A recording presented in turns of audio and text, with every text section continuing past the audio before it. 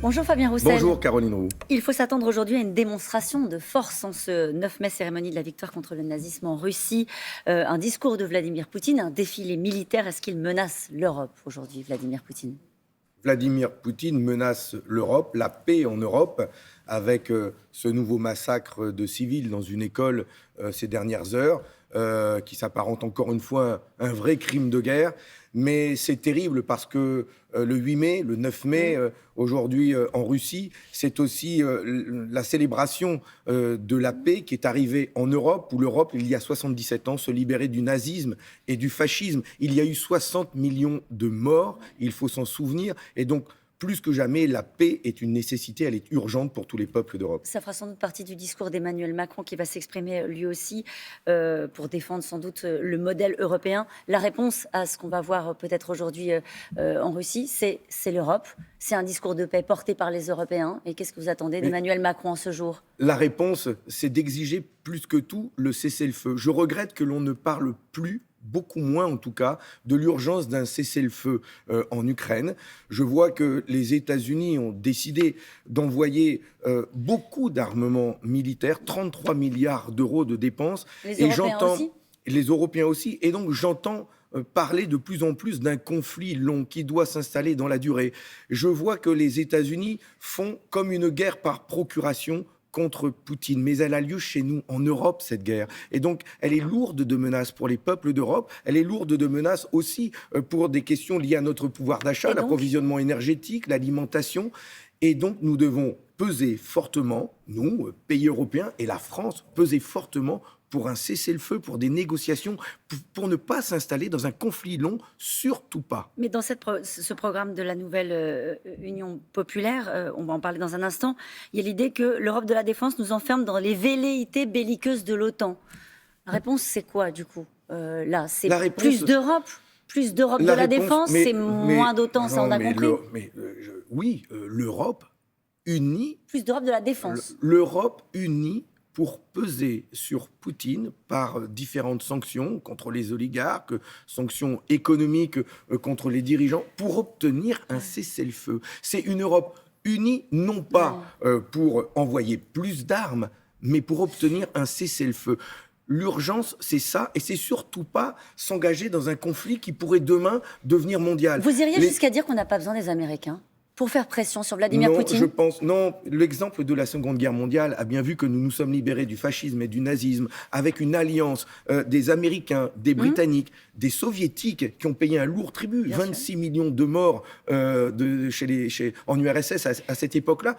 C'est cette alliance avec la résistance française qui a permis de nous libérer du fascisme et du nazisme. Et donc aujourd'hui, il faut la même unité des peuples du monde, des nations, pour peser sur la Russie et obtenir ce cessez-le-feu. Et surtout ne pas s'installer dans un conflit long. Il y a 13 000 têtes nucléaires dans le monde. 90% d'entre elles sont détenues par les Américains et les Russes. Voyez le danger qui menace, surtout pas de troisième guerre mondiale et la paix le plus vite possible. Si ce n'est pas les armes, comment est-ce qu'on arrête Vladimir Poutine ?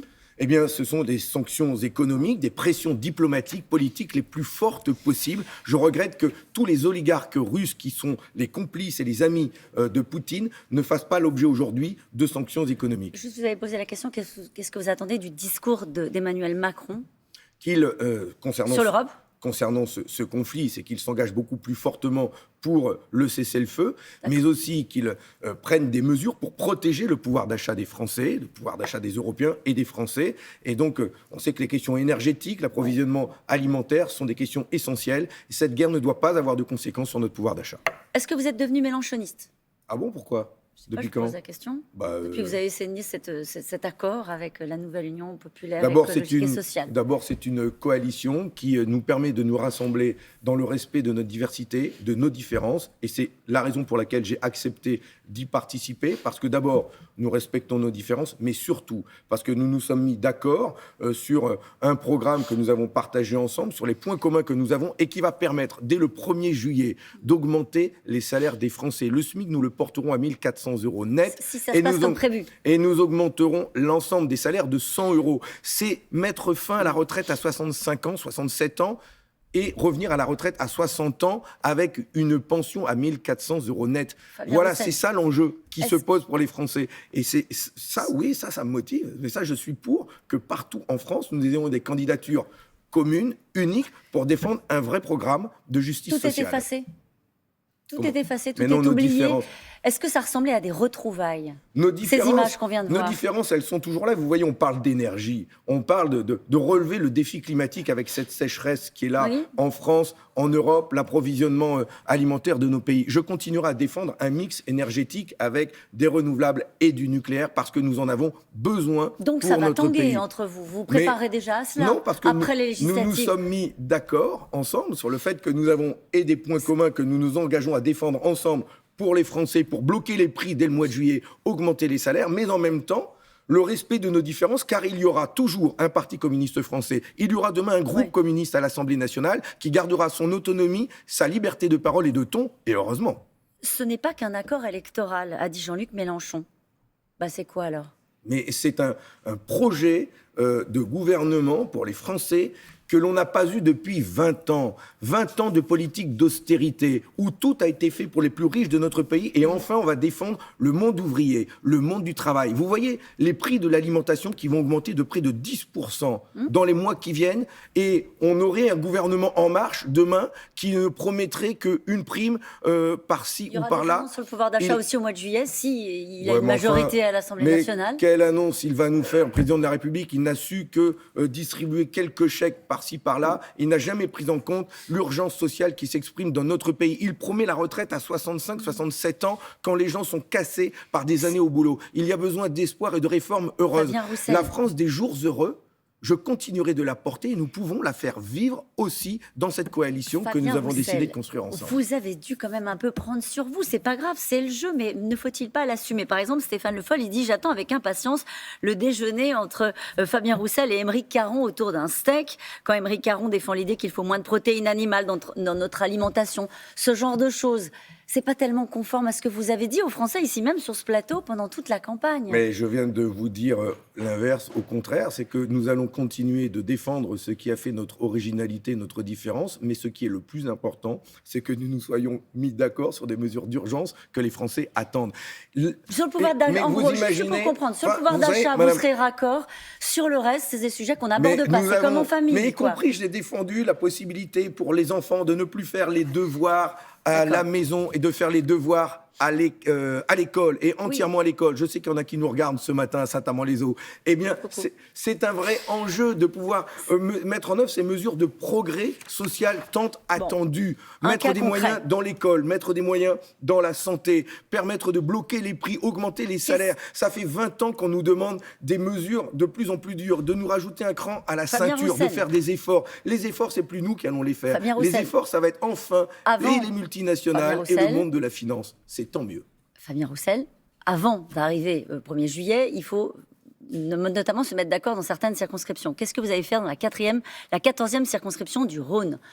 Taha Bouab, ça a été investi à Vénissieux pour la nouvelle Union populaire écologique et sociale. Il a été condamné en première instance pour propos racistes. On s'en souvient, il avait qualifié Linda Kebab d'arabe de service. Il y a une candidate, elle est communiste. Elle s'appelle Michèle Picard. Michèle Picard, la et maire elle de veut se présenter. Qu'est-ce que vous faites dans un cas comme ça? Vous soutenez qui? Eh bien, je comprends parfaitement et la colère et la candidature de Michèle Picard. Et nous avons dit, d'ailleurs, à la France Insoumise, qu'il y avait un problème. Nous continuons de discuter avec eux parce qu'effectivement, je ne comprends pas que la France Insoumise puisse présenter quelqu'un sous ses couleurs qui a été condamné en première instance pour injure raciale. Moi-même, j'ai déposé un texte de loi demandant à rendre inéligibles ceux qui avaient de telles condamnations. Alors, il a fait appel, mais ça veut dire qu'il pourrait être condamné en deuxième instance et s'il était élu, devoir remettre son mandat. Ce n'est pas acceptable. C'est la raison pour laquelle nous demandons à la France Insoumise de revoir cette candidature. Et nous disons, nous, que ce n'est pas sérieux. Lui, il dit qu'il est investi. Lui, il dit que c'est fait. Mais je pense aux habitants de Vénissieux. Je pense à la maire de Vénissieux qui se donne tant de mal elle, pour défendre ses habitants dans le respect de tous ces quartiers qu'elle souhaite faire vivre ensemble, défendre des services publics. Elle peut compter sur votre soutien. En tout cas, on pour l'entend l'instant, ce matin. nous demandons fortement, nous demandons à la France Insoumise de revoir cette candidature et de créer les conditions de gagner là-bas face à En Marche et au Front National. Jean-Luc Mélenchon, il dit ceux qui présentent des candidats face à l'Union populaire, ce sont des candidats macronistes. Donc, du coup, votre candidate PC, elle serait macroniste. Écoutez, laissez-nous en discuter dans la bonne humeur et la joie. Et aujourd'hui, nous voulons susciter l'espoir, d'abord l'espoir, et rien que d'espoir. Merci beaucoup, Fabien Roussel. Merci.